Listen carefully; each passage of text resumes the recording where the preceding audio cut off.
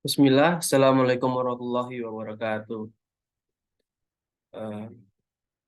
Di sini saya akan mempresentasikan hasil asesmen satu di mata kuliah pengembangan produk digital oleh Faisal Abdullah.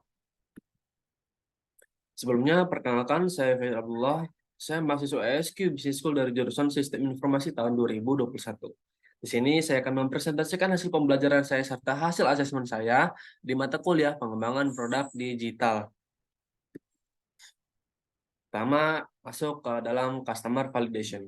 Customer validation penting karena itu membantu memastikan bahwa produk atau layanan yang Anda tawarkan memenuhi kebutuhan dan keinginan pelanggan secara potensial. Dengan mengumpulkan umpan balik dan data dari calon pelanggan, Anda dapat meminimalkan risiko kegagalan bisnis, menghemat waktu dan sumber daya, serta memastikan produk Anda benar-benar bermanfaat dan diminati oleh pasar. Secara objektif, nah, aplikasi kita namanya HR. Pada percobaan yang dilakukan oleh customer pada aplikasi yang kita buat, customer merasa senang karena dengan adanya aplikasi yang kita buat ini mempermudah kerjaannya. Terutama customer yang melakukan testing pada sesi saya ini adalah bagian dari admin dan juga merangkap sebagai bagian sekretaris. Nah, dalam customer validation tadi disambungkan oleh dengan project yang kita buat. Nah, dalam sesi wawancara saya, customer yang saya wawancara itu merasa senang, merasa dipermudah pekerjaannya karena dengan adanya fitur ini memudahkan komunikasi antar kru tim di kantornya customer saya ini. Nah, customer profile. Nah, customer profile. Customer yang melakukan testing pada sesi saya ini adalah seorang admin di Inkantin dan dia juga merangkap sebagai sekretaris. Kegiatan dari customer saya adalah merencanakan atau menjadwalkan kegiatan beberapa tim, mulai dari jadwal meeting dengan tim lain sampai jadwal meeting dengan klien di luar. Nah, begitu. Pain and gain. Pain and gain yang diperoleh oleh customer saya yang saya wawancarai pada sesi kali ini. Nah, bisa dilihat dalam PowerPoint di depan. Pertama dari pain. Nah, pain yang dirasakan adalah harus belajar dari awal untuk menggunakan aplikasi tersebut. Nah, karena aplikasi ini atau produk kami ini adalah produk yang baru, nah maka uh, customer merasakan kesulitan dalam mempelajari aplikasi kita ini. Dan poin yang kedua adalah menjelaskan kepada kru akan adanya aplikasi ini. Dan kan nggak mungkin kan karena nggak mungkin kalau aplikasi kita ini memakai hanya satu tim, melainkan harus semua tim memakai aplikasi ini agar semua kru tim dalam kantor tersebut terkomunikasi uh, secara bagus dan gain yang dirasakan oleh customer saya ini adalah dimudahkan dalam berkomunikasi, terutama customer testing saya ini adalah sekretaris. Nah, tadi kan sudah dijelaskan pada pekerjaan atau activities job customer saya itu adalah menjadwalkan meeting dengan sesama tim, meeting dengan kru lain, bahkan dengan meeting dengan klien di luar. Nah, sehingga memudahkan komunikasi. Contohnya, hai tim A, kamu ada di hmm, harus jam sekian ada meeting dengan ini. Nah, itu dipermudah dengan aplikasi kita ini. Dan yang kedua adalah membantu dalam memantau kinerja kru. Dan tidak hanya customer saya ini sebagai sekretaris, namun aplikasi ini juga bisa dipakai oleh dengan misalnya apa ya, ketua tim bisa memantau kinerja kru-kru di dalam timnya. Jadi apakah kinerja ini bagus atau tidaknya bisa dilihat dari aplikasi kita ini. Nah, masuk ke dalam hipotesis inovasi digital. Untuk mengembangkan hipotesis inovasi digital, pertama ada beberapa langkah nih. Yang pertama, identifikasi.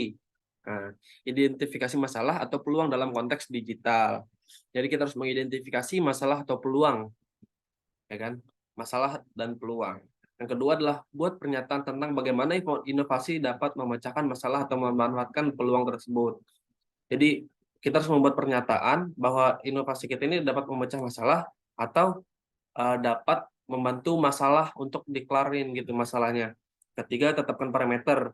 Jadi kita harus membuat eh, batasan batasan sukses lah bahasanya. Sehingga misalnya kita sudah melampaui dari batasan tersebut, maka kita akan berada di level sukses dalam membuat inovasi digital tersebut.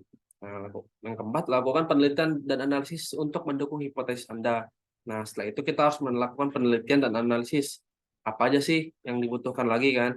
Yang kelima adalah uji hipotesis melalui eksperimen atau pengujian konsep digital.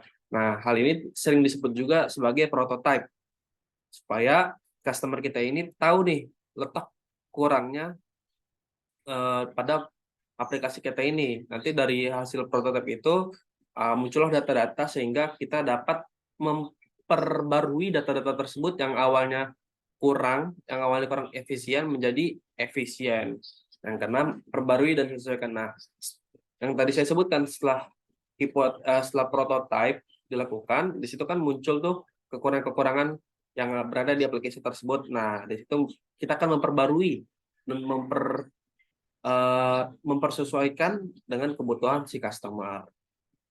Nah, penerapannya pada proyek kami ini, kami sudah mengidentifikasi pada rumus permasalahan mengapa kami membuat aplikasi hari ini, karena ada keluh kesah yang dirasakan oleh perusahaan, kayak adanya miscommunication antar kru tim, ya kan?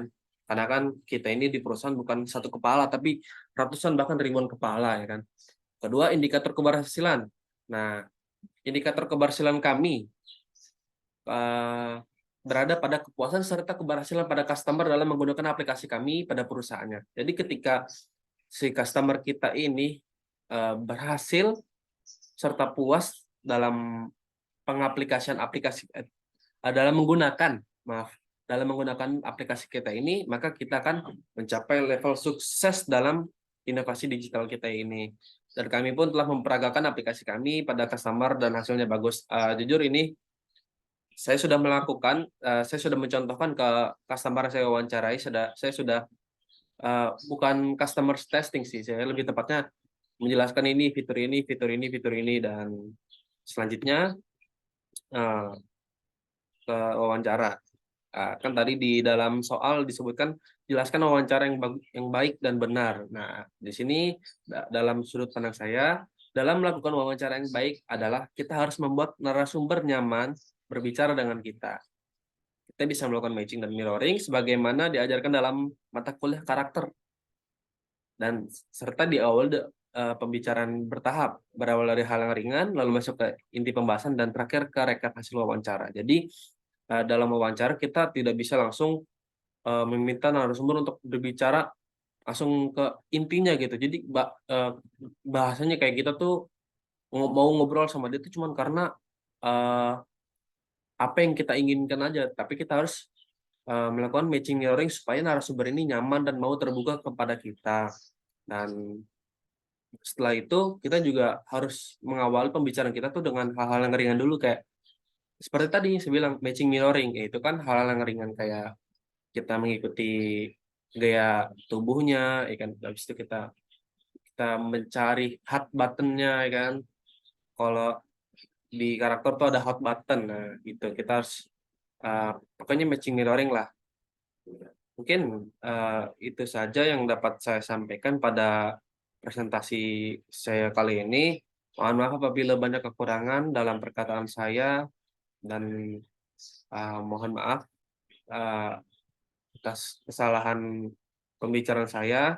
Wabillahi taufiq wal hidayah. Wassalamualaikum warahmatullahi wabarakatuh.